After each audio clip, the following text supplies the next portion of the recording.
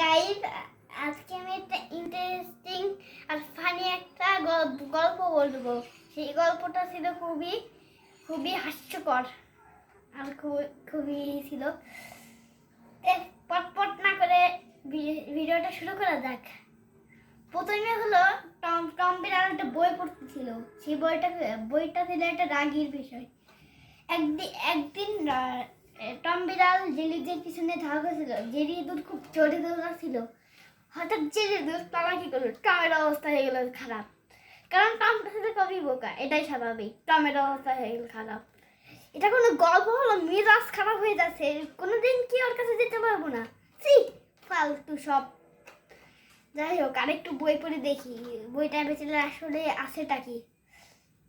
একদিন টম বিড়াল ভাবলো জিলিওদেরকে বোমা মেরে উড়িয়ে দেবে। সে একটা বোমা নিয়ে আত্মবিশ্বাসের সাথে জিলিওদের বাসার সামনে গেল। সেই বোমাটা আগুন লাগিয়ে জিলিওদের বাসার সামনে দিল।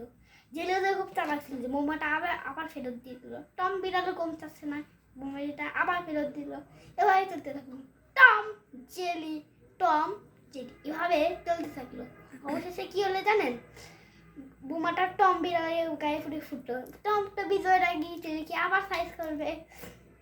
সে আরেকটি বোমা নিয়ে সে ফুটানোর চেষ্টা করলো। কি দুঃখের বিষয়, মুখটা ফুললো না। জিলি সেখান থেকে চুপচাপ পালিয়ে গেল। তারপরে টম চিন্তা করছে কি ব্যাপার, বোমাটা ফুটলো না কি কারণে, তো দেখা যাক। কিন্তু টমটা ঘায়েল হয়ে গেল বোমাতে। না, ইজ্জত সম্মান আর কিছু থাকবে না, ছিঁড়ে ফেলবো। আমার মার তোমার সবই শেষ। ওই তো জেলি আসছে, লা লা। ও কেক, এই যে টম, এটা কেক। এই কেক কি আমার? কখনো না। টম, তুমি তো উত্তেজিত হচ্ছে কেন?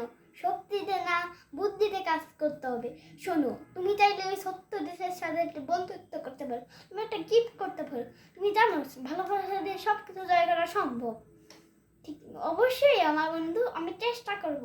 এই নাও তোমার সাথে ভালোবাসা আমি কখনো করব না, বুঝেছো? আর তো আমি তোমাকে আজীবন সত্য ভেবেছি, সবসময় সত্য ভাববো। দাঁড়াও, পিঠিয়া তক্তা নিয়ে দিব। পালাবে চেলি। বিড়ির ধোঁয়া মেরে তোমার গর্ত থেকে বের করে নিয়ে আসবো। কি ব্যাপার, বিড়ির ধোঁয়ায় আমার নিজেই নেশা লেগে যাচ্ছে, মনে হচ্ছে মাতাল হয়ে যাবো। কি ব্যাপারটা, অজ্ঞান হয়ে গেলে নাকি? হ্যাঁ, এই নাও নেশা খাও। অজ্ঞান হয়ে গেছে, আমি তো দৌড়ে পালাবো। কি ব্যাপার ছোট্ট সোনা, কি করছে এখানে দাঁড়িয়ে? বাহ বাহ বাহ, দারুণ কাজ দেখিয়েছো ছোট্ট সোনা, দারুণ কাজ দেখিয়েছো। দাও, এখন এই দুধটা আমার হাতে দাও। কি ব্যাপার, দেখছো না কেন? দাও বলছি। কি ব্যাপার, কথা কানে যাচ্ছে না? এটাই করলে তুমি আমার সাথে পাঙ্গা নিতে যাচ্ছ? তা তোমাকে পিটিয়ে চকতে বানিয়ে দেবো, মারবো। দাঁড়াও, আমাকে বাঁচাতে। ও বিপদে পড়েছে, বাঁচাতে হবে। টমের লেজ ভেঙে দেবো একেবারে। মাম্মি, লেজটা ভেঙে গেছে একেবারে। এখন দেখাচ্ছি মজা, এখন দেখাচ্ছি মজা। দাদা কোথায় পালাবে, কোথায় পালাবে? টমটা তেড়ে আসছে, যে করি হোক বাঁচতে হবে। হ্যাঁ, বুদ্ধি পেয়েছি, যাও আটকে ফেলো। ওই তো আটকে গেছে জেলি। এখন তো ওকে দুনিয়া থেকে সরিয়ে দিয়ে আসতে হবে, ফেলে দিয়ে আসতে হবে একদম পুকুরের ভেতরে। পুকুরের ভেতরে না টম, তুমি আটকে ফেলতে পারো না, কারণ আমি তোমাকেই ফেলে দেবো একদম পুকুরের ভেতরে। ভেতরে যাও, বলো টম। হ্যাঁ, আমাকে তো আর সহজ না, বুঝলি তো টম।